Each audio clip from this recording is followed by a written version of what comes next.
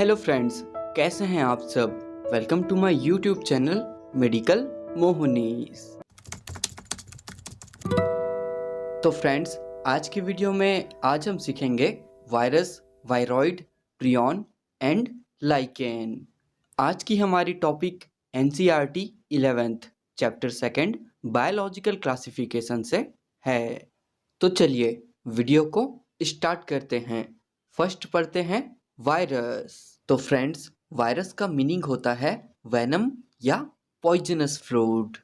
तो friends, virus एसेल्युलर या non cellular organism होता है। एसेल्युलर या नॉन सेल्युलर ऑर्गेनिज्म क्यों होता है? वो इसलिए क्योंकि वायरस में सेल स्ट्रक्चर एब्सेंट होता है। ये वायरस ऑब्लिगेट पैरासाइट होते हैं। ऑब्लिगेट पैरासाइट मीन्स ये वायरस कंप्लीटली होस्ट सेल के ऊपर डिपेंड रहते हैं। होस्ट सेल के आउटसाइड इनका कोई एग्जिस्टेंसी नहीं होता है। ये होस्ट सेल के आउटसाइड इनर्ट फॉर्म में प्रेजेंट होते हैं। हम कभी ना कभी कॉमन कोल्ड या फ्लू से अफेक्ट होते ही हैं। मैं भी होता हूँ, आप भी होते होंगे। लेकिन क्या आपको पता है कि ये इलनेस हमें वायरस के थ्रू होता है? तो फ्रेंड्स, वायरस को आर.एच. विटेकर के 5 किंगडम क्लासिफिकेशन में कहीं पर भी मेंशन नहीं किया गया है। पता है क्यों? क्योंकि वायरस को ट्रू लिविंग नहीं माना जाता। बात करूं ट्रू लिविंग ऑर्गेनिज्म के कैरेक्टरिस्टिक्स की, जो उन्हें ट्रू लिविंग बनाती है, वो है cell structure, reproduction, metabolism and response to stimuli. But virus में cell structure absent, reproduction absent, metabolism absent, response to stimuli absent. तो सभी चीज एब्सेंट होता है, इसीलिए तो हम उसे ट्रू लिविंग नहीं मानते। तो फ्रेंड्स, वायरस हमारे बॉडी में इंटर करने से पहले, या कहूँ लिविंग सेल के आउटसाइड इनर्ट क्रिस्टलाइन स्ट्रक्चर के फॉर्म में प्रेजेंट होते हैं। लेकिन जब वायरस लिविंग सेल या होस्ट सेल में इंटर करते हैं तो होस्ट सेल की मशीनरी का यूज करके खुद को रेप्लिकेट करते हैं और होस्ट सेल को मार देते हैं। साइंटिस्ट डिमित्री इवानोस्की ने ईयर 1892 में टोबैको प्लांट लीव्स में नोटिस किया कि कुछ माइक्रोब्स टोबैको प्लांट लीव्स में मोज़ेक डिसीज कर रहे हैं।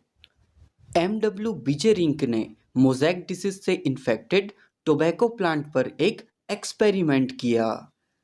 उन्होंने इन्फेक्टेड टोबैको प्लांट का फ्लूइड या जूस निकालकर हेल्दी टोबैको प्लांट में डाला। तो रिजल्ट ये हुआ कि इन्फेक्टेड टोबैको प्लांट के फ्लूइड के इफेक्ट से हेल्दी टोबैको प्लांट भी इन्फेक्टेड हो गया। एम.डब्ल्यू. बिजेरिंक ने इस फ्लूइड को कंटेजियम वाइवम फ्लूइडियम कहा, जिसका मीनिंग होता है इन्फेक्शियस लिविंग फ्लूइड। एम.डब्ल्यू. बिजेरिंक ने ही मोज़ेक डिसीज करने वाले इन पैथोजन को वायरस नाम दिया। टोबैको प्लांट में मोज़ेक डिसीज करने वाले इन वायरस को जब बैक्टीरियल प्रूफ फिल्टर से पास कराया गया तो ये इजीली पास हो गए। तब पता चला कि इनका साइज बैक्टीरिया से भी छोटा होता है। मतलब बी से बैक्टीरिया बड़ा और वी से वायरस छोटा। बाद में W.M. स्टैनली ने बताया कि वायरस को क्रिस्टलाइज किया जा सकता है। क्रिस्टलाइज मीन्स इन्हें क्रिस्टल फॉर्म में चेंज किया जा सकता है। ये भी पता चला कि इन क्रिस्टल्स में लार्ज अमाउंट में प्रोटीन प्रेजेंट है। तो फ्रेंड्स, ये तो थे सिली टॉपिक्स। अब हम पढ़ते हैं important topic structure of virus. बात करें वायरस के स्ट्रक्चर की, तो ये वायरस 2 कंपोनेंट से मिलकर बने होते हैं। कौन कौन से? Protein plus genetic material. Genetic material के फॉर्म में इनमें आरएनए या डीएनए प्रेजेंट होते हैं। याद रखना, दोनों एक साथ प्रेजेंट नहीं होते, या तो आरएनए प्रेजेंट होगा या फिर डीएनए प्रेजेंट होगा। प्रोटीन और जेनेटिक मटेरियल को एक साथ न्यूक्लियोप्रोटीन भी कहते हैं। Nucleo means nucleic acid and protein means protein. DNA या फिर आरएनए को न्यूक्लिक एसिड भी कहते हैं। ठीक है। तो हम कह सकते हैं कि वायरस इज अ न्यूक्लियोप्रोटीन। अरे यार, कोई कमेंट में मुझे आरएनए डीएनए का फुल फॉर्म बता दो ना प्लीज़। तो देखिए ना, अगर मैं आपसे पूछूं कि वायरस के स्ट्रक्चर में कौन सा पार्ट इन्फेक्शियस होता है, प्रोटीन वाला पार्ट या फिर जेनेटिक मटेरियल वाला पार्ट, तो फ्रेंड्स वायरस के स्ट्रक्चर में जेनेटिक मटेरियल इन्फेक्शियस होता है। ठीक है, तो फ्रेंड्स हमने ये तो पढ़ लिया कि वायरस के स्ट्रक्चर में प्रोटीन और जेनेटिक मटेरियल प्रेजेंट होते हैं, बट वो किस तरह से अरेंज होते हैं डायग्राम के थ्रू समझते हैं। ठीक है, तो देखिए ना, ये है टोबैको मोज़ेक वायरस का डायग्राम। डायग्राम में आपको दो स्ट्रक्चर दिखाई दे रहा होगा, एक जेनेटिक मटेरियल और दूसरा प्रोटीन कोट।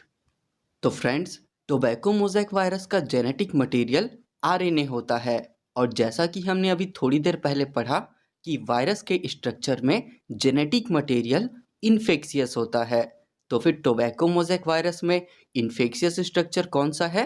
आरएनए है। ठीक है, तो फ्रेंड्स वायरस के प्रोटीन कोट को कैप्सिड कहते हैं, और जैसा कि आप देख सकते हैं ये protein coat capsid genetic material को प्रोटेक्ट करते हैं। डायग्राम में जेनेटिक मटेरियल सेंटर में है और उसके सराउंडिंग में प्रोटीन कोट कैप्सिड है, तो इस तरह से कैप्सिड जेनेटिक मटेरियल को प्रोटेक्ट करता है। तो फ्रेंड्स हमने प्रोटीन कोट को कैप्सिड कहा। ये कैप्सिड छोटे छोटे सब यूनिट से मिलकर बने होते हैं। इन यूनिट्स को हम कहते हैं capsomere. Singular number structure capsomere, plural number structure capsid. Simple. तो फ्रेंड्स अभी तक हमने टोबैको प्लांट को इन्फेक्ट करने वाले टोबैको मोज़ेक वायरस को पढ़ा, तो अब पढ़ते हैं बैक्टीरिया को इन्फेक्ट करने वाले वायरस बैक्टीरियोफेज। अब व्हाट इज बैक्टीरियोफेज? तो फिर बैक्टीरिया को इन्फेक्ट करने वाले वायरस को हम कहते हैं बैक्टीरियोफेज। तो फ्रेंड्स बैक्टीरियल वायरस या बैक्टीरियोफेज में यूजुअली डबल स्ट्रैंडेड डीएनए होता है। अब ये डबल स्ट्रैंडेड डीएनए क्या होता है तो समझिए ना। पहले डायग्राम देखिए, ये किसी रेगुलर डीएनए या आरएनए का डायग्राम है। डायग्राम के इस पार्ट को हम कहते हैं स्ट्रैंड। अब आप बताओ इसमें कितने स्ट्रैंड है? 1 और 2, मतलब 2 स्ट्रैंड है। अब 2 स्ट्रैंड है तो हम इसे कहेंगे डबल स्ट्रैंडेड। डीएनए का स्ट्रक्चर होगा तो डबल स्ट्रैंडेड डीएनए कहेंगे, आरएनए का स्ट्रक्चर होगा तो डबल स्ट्रैंडेड आरएनए कहेंगे। डबल स्ट्रैंडेड को शॉर्ट में स्मॉल लेटर्स में DS लिखते हैं। अब दूसरा डायग्राम देखिए, इसमें कितने स्ट्रैंड है? ओनली 1 स्ट्रैंड है। अब क्योंकि ओनली 1 स्ट्रैंड है तो हम इसे कहेंगे सिंगल स्ट्रैंडेड। डीएनए का डायग्राम होगा तो सिंगल स्ट्रैंडेड डीएनए, आरएनए का डायग्राम होगा तो single stranded RNA. Single stranded को शॉर्ट में SS भी लिखते हैं। तो फ्रेंड्स जनरली प्लांट्स को इन्फेक्ट करने वाले वायरस में सिंगल स्ट्रैंडेड आरएनए होता है, जबकि एनिमल्स को इन्फेक्ट करने वाले वायरस में single stranded RNA, double stranded RNA and double stranded DNA होता है। तो फ्रेंड्स एनिमल को इन्फेक्ट करने वाले वायरस में डीएनए और आरएनए के टोटल 4 पॉसिबिलिटीज होते हैं। 3 तो दिए हुए हैं और चौथा एब्सेंट होता है। तो जो एब्सेंट होता है उसे याद कर लीजिए, प्रेजेंट वाला ऑटोमेटिक याद हो जाएगा। तो फ्रेंड्स इसमें सिंगल स्ट्रैंडेड डीएनए एब्सेंट है, बस यही याद कर लीजिए, प्रेजेंट वाला तो ऑटोमेटिक याद हो जाएगा। तो फ्रेंड्स आपको एक चीज़ बताना मैं भूल गया था कि कैप्सोमियर का अरेंजमेंट वायरस में हेलिकल या पॉलीहेड्रल जियोमेट्रिक फॉर्म में होता है। तो चलिए एनसीईआरटी में एक बैक्टीरियोफेज का डायग्राम दिया हुआ है, तो सब धुंधला धुंधला करिए और डायग्राम पर फोकस करिए। तो फ्रेंड्स डायग्राम में ये ऊपर वाला पार्ट हेड पार्ट होता है और ये नीचे वाला पार्ट टेल पार्ट होता है। हेड पार्ट को कैप्सिड भी कहते हैं और ये कैप्सिड छोटे छोटे सब यूनिट से मिलकर बने होते हैं जिन्हें हम कहते हैं कैप्सोमियर। तो फ्रेंड्स, बैक्टीरियोफेज का कैप्सोमियर पॉलीहेड्रल जियोमेट्रिक फॉर्म में होता है। तो फिर जैसा कि आपको पता है, कैप्सिड जेनेटिक मटेरियल को प्रोटेक्ट करता है। तो फिर बैक्टीरियोफेज का जेनेटिक मटेरियल कैप्सिड के कोर पार्ट में प्रेजेंट होता है। अब आगे हेड और टेल पार्ट के सेंटर में कॉलर प्रेजेंट होता है। ये कॉलर हेड और टेल पार्ट को आपस में जोड़ कर रखता है। कॉलर के नीचे सीथ प्रेजेंट होता है। ये सीथ स्प्रिंग की तरह कॉन्ट्रैक्टाइल होता है, जो कि कॉन्ट्रैक्टाइल होकर अपने हाइट को एडजस्ट कर सकता है। सीथ के इनसाइड एक ट्यूब लाइक हॉलो स्पेस होता है। बैक्टीरियोफेज का इन्फेक्शियस पार्ट जेनेटिक मटेरियल इसी ट्यूब के थ्रू बैक्टीरिया में इंटर करता है। बैक्टीरियोफेज के बॉटम साइड में टेल फाइबर्स प्रेजेंट होते हैं। ये टेल फाइबर होस्ट के सरफेस में ग्रिप बनाने में हेल्प करते हैं। तो फ्रेंड्स, ये तो था बैक्टीरियोफेज का स्ट्रक्चर। अब अगर वायरस से होने वाले डिसीज की बात करें तो हम ह्यूमंस में वायरस के through AIDS, mumps, smallpox, herpes and influenza जैसे डिसीज होते हैं। बात करें प्लांट्स की तो प्लांट्स में वायरस के इन्फेक्शन से mosaic formation, leaf rolling, leaf curling, yellowing, when clearing, dwarfing and stunted growth जैसे सिम्टम्स दिखाई देते हैं। एक चीज नोटिस करना, ये डिसीज के नाम नहीं है, ये सिम्टम्स के नाम है, ठीक है। अरे हाँ, मुझे कोई एड्स का फुल फॉर्म बता दो, मुझे सच में नहीं पता एड्स का फुल फॉर्म क्या होता है। आप लोग प्लीज़ मुझे बता दो ना कमेंट में प्लीज़। तो चलिए नेक्स्ट ए सेलुलर ऑर्गेनिज्म पढ़ते हैं, वायरॉइड्स। तो फ्रेंड्स, वायरस की तरह वायरॉइड भी ए सेलुलर या नॉन सेलुलर होते हैं। क्यों होते हैं? क्योंकि इनमें सेल स्ट्रक्चर एब्सेंट होता है। वायरॉइड की डिस्कवरी टी.ओ. डाइनर नाम के साइंटिस्ट ने ईयर 1971 में की। बात करें साइज की तो साइज में ये वायरस से भी छोटे होते हैं। अब बात करें स्ट्रक्चर की तो वायरॉइड के स्ट्रक्चर में ओनली आरएनए प्रेजेंट होता है। इनमें प्रोटीन कोड एब्सेंट होता है और इसीलिए हम इन्हें वायरॉइड कहते हैं। वायरॉइड का मीनिंग होता है फ्री आरएनए। वायरॉइड के फ्री आरएनए का मॉलिक्यूलर वेट वायरस के कंपेयर में कम होता है। बात करूं वायरॉइड से होने वाले डिसीज की तो फ्रेंड्स, वायरॉइड से पोटैटो में पोटैटो स्पिंडल ट्यूबर नाम का डिसीज होता है।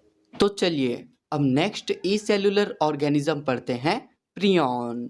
तो फ्रेंड्स, वायरस और वायरॉइड की तरह प्रियॉन भी ए सेलुलर या नॉन सेलुलर ऑर्गेनिज्म होता है। क्यों होता है? क्योंकि इसमें सेल स्ट्रक्चर एब्सेंट होता है। प्रियॉन का मीनिंग होता है प्रोटीनेशियस इन्फेक्शियस पार्टिकल्स। और ये क्यों होता है आगे पता चलेगा, ठीक है। अब बात करूं प्रियॉन के स्ट्रक्चर की तो प्रियॉन के स्ट्रक्चर में ओनली प्रोटीन प्रेजेंट होता है। इनमें जेनेटिक मटेरियल एब्सेंट होता है, just opposite of viroid. Prion में ओनली प्रोटीन प्रेजेंट है, जेनेटिक मटेरियल एब्सेंट है, जबकि वायरॉइड में ओनली जेनेटिक मटेरियल प्रेजेंट है और प्रोटीन कोड एब्सेंट है। अब क्योंकि प्रियॉन के स्ट्रक्चर में ओनली प्रोटीन प्रेजेंट है, इसीलिए हम प्रियॉन को प्रोटीनेशियस इन्फेक्शियस पार्टिकल्स कहते हैं। अब बात करें प्रियॉन के फिजिकल अपीयरेंस की तो ये एबनॉर्मली फोल्डेड होते हैं, जैसा कि आप डायग्राम में देख सकते हैं। ये प्रियॉन्स ह्यूमंस और एनिमल्स में न्यूरोलॉजिकल डिसीज करते हैं। प्रियॉन्स के थ्रू मेनली 2 डिसीज होती है।